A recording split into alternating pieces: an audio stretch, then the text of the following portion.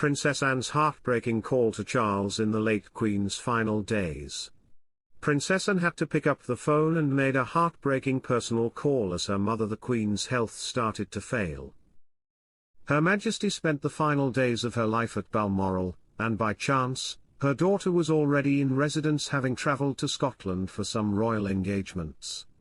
Also staying at Balmoral was Anne's son Peter Phillips, who had been set to go to a shooting party that was then cancelled. Then Prince Charles was also nearby. The day before her death, the Queen stayed in bed, but still wished to appear at that evening's Privy Council meeting over video. As such, provisions were put in place, so she could be audio only if she stayed in her bedroom. But, moments before the meeting was due to begin, the Queen cancelled on the grounds of medical advice, as was reported at the time. Hello viewers, please remember to subscribe and click on the notifications bell icon, so you will be notified whenever we upload new cookies about the British royal family. That evening, on the 7th of September, Charles was advised by Anne and his private secretary to make his way to the Queen's bedside ASAP. At the time, he was more than 150 miles away in Ayrshire on official duties, and he had to decide whether to cancel his appointments for the next day and go to Balmoral in the morning, or continue.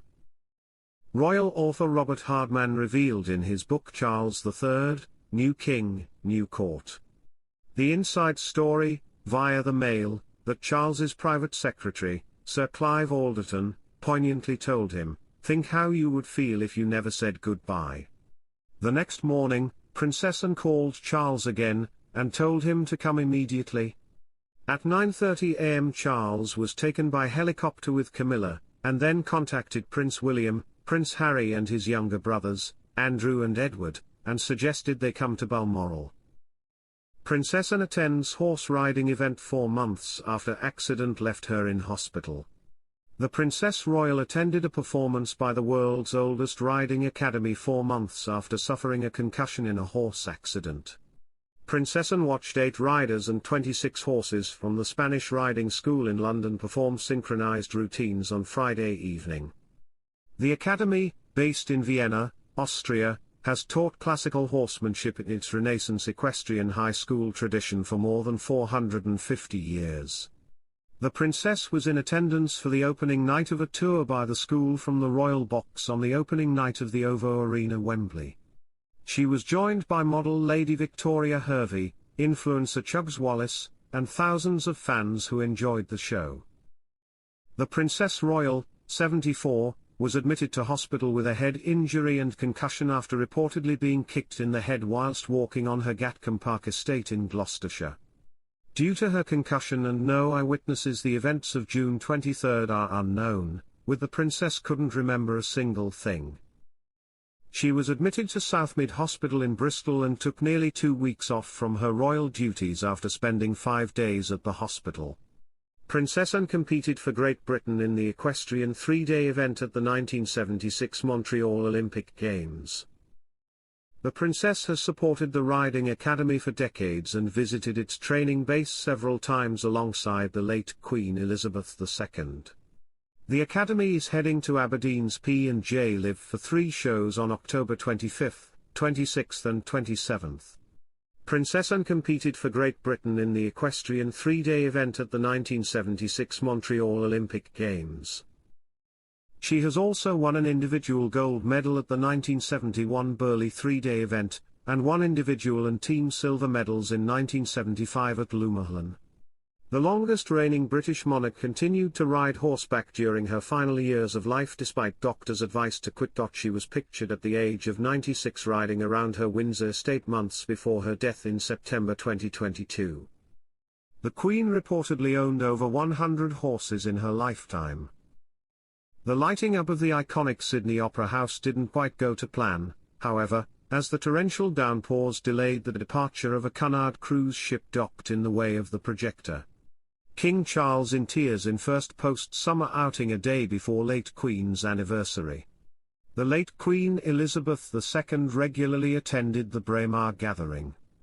King Charles and Queen Camilla have been enjoying a weekend of sports as they attended the Braemar gathering in the Princess Royal and Duke of Fife Memorial Park on Saturday the 7th of September to watch the Highland Games. The King cut a distinguished figure in a traditional kilt, and a bespoke silver sporran, which functions as a pocket for the kilt. Queen Camilla wore a feather-patterned crepe silk shirt from Cordings, and complemented her outfit with a hat with 2 pheasant feathers on it, perhaps a nod to the hunting and shooting activities often carried out by the royal family in Scotland.